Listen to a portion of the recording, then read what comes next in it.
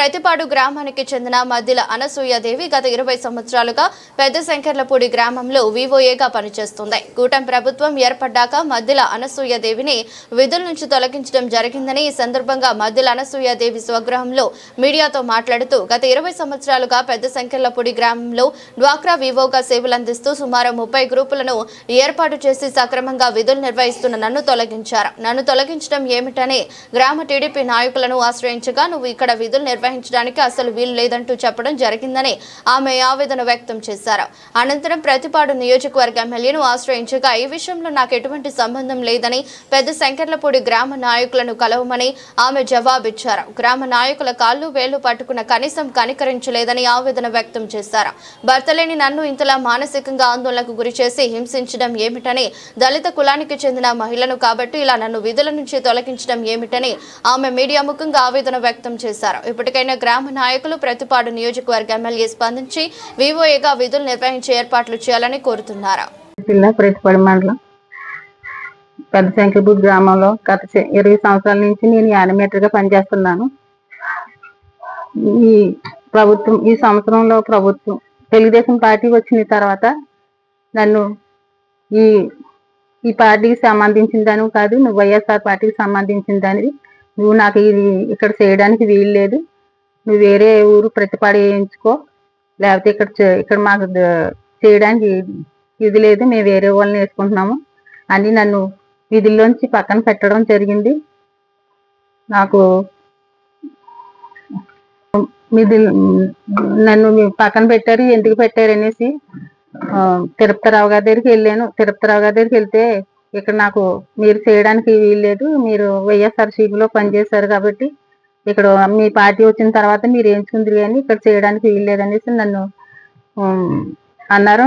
అడిగితే అది కదా సార్, అదేంటండి, నేను ఏ ప్రభుత్వం వచ్చినా గవర్నమెంట్కి సంబంధించి మేము చేస్తాము, నేను ఆ పార్టీ ఈ పార్టీనే ఉందండి, మాకు చేయవలసింది అదే కదా, ఏ ప్రభుత్వం వచ్చినా మేము చేయాలి, మరి నేను ప్రోత్సహించి నేను వైఎస్ఆర్సీపీలో చేయడం ఏంటనేసి నేను అడిగితే, లేదు నువ్వు మౌతులో మాట్లాడావు, మీడియాతో మాట్లాడావు, నువ్వు ఇక్కడ చేయడానికి వీలు లేదనేసి నన్ను చాలా నన్ను మాట్లాడారు.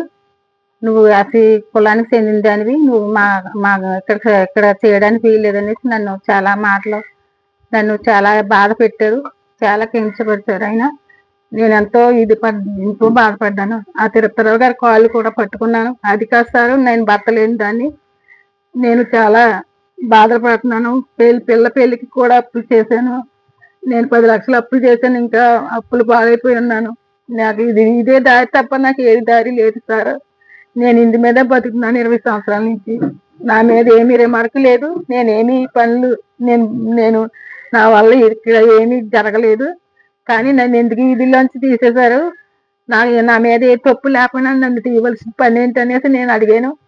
నువ్వేం చేసినా నాకు ఇక్కడ చేయడానికి వీల్లేదమ్మా, నువ్వు మాకు అవసరం లేదు, నువ్వు ఏ ప్రభుత్వం ఆ ప్రభుత్వం వస్తుంది ఆ ప్రభుత్వంలో చెయ్యనేసి నన్ను సంవత్సరం నుంచి నన్ను పక్కన పెట్టారు. నాయకుల దగ్గరికి అందరి దగ్గరికి కలమన్నారు, వెళ్ళాను, వాళ్ళ కాళ్ళు కూడా పట్టుకున్నాను. అదే రామకృష్ణ గారు కూడా కాళ్ళు కూడా పట్టుకున్నాను, వెళ్ళి చూస్తానమ్మా చెప్తానమ్మా అన్నారు, కానీ నాకు న్యాయం జరగలేదు. కాబట్టి మీరు కూటమి ప్రభుత్వం, మీరు అందరు నాయకులు నాకు న్యాయం చేయమని నేను అడుగుతున్నాను. నాకు మీరు ఎమ్మెల్యే గారి దగ్గరికి కూడా వెళ్ళాను. ఎమ్మెల్యే గారు కూడా అడిగితే ఆవిడ ఏమన్నారంటే, అమ్మ నేను గ్రామ లీడర్లని సంప్రదించు, వాళ్ళు అడిగితే వాళ్ళు చేయమంటే చెయ్యి, వాళ్ళు చెప్పిన మాట నేను చేస్తాను, వాళ్ళ మాట నేను తీసాను, వాళ్ళు ఏదంటే అదే అనేసి నన్ను అన్నారు. సరే మేడం గారు, అలా కాదు మేడం గారు, నాకు భర్త లేడు, 25 సంవత్సరాలు అయింది భర్త చనిపోయి, నాకు 2 పిల్లలేంటి, నాకు ఇది ఆధారం, ఈ వయసులో నేను బయటికి వెళ్ళి నేను పని చేయలేను, మీరు ఏదో దారి చూపించండి అని అన్నాను. మీరు వెళ్ళి ఆ ప్రతిపాడులోకి వెళ్ళి ఆ కన్నబాబు గారు అడిగమ్మా ప్రతిపాడులు ఏంటారు అనేసి నన్ను అన్నారు. వచ్చేసానండి. నాకు ఏ దారి లేక, నాకు న్యాయం జరగక మీడియాని సంప్రదించి సంప్రదించడం జరిగింది. మీరు నాయకులందరూ నాకు న్యాయం చేయమని వేడుకుంటున్నాను.